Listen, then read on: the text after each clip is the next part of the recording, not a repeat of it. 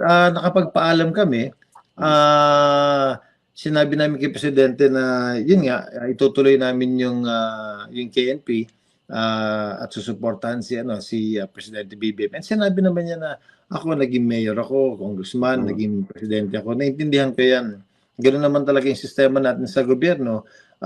Because nga wala tayong political butterfly bill, wala tayong two-party system, and we are free to support whoever we want to support. And sabi ni Presidente Duterte, go ahead if that is what you want, go ahead. Basta kung pwede lang, sabi niya, huwag niyo naman iwanan yung mga kandidato natin, especially yung mga tatakbo pa for Senate under the PDP. Sabi namin kay Presidente, alam mo, lalo na sila Senator Bongo, no, ang laki ng tinulong niyan sa amin. I'll speak for myself.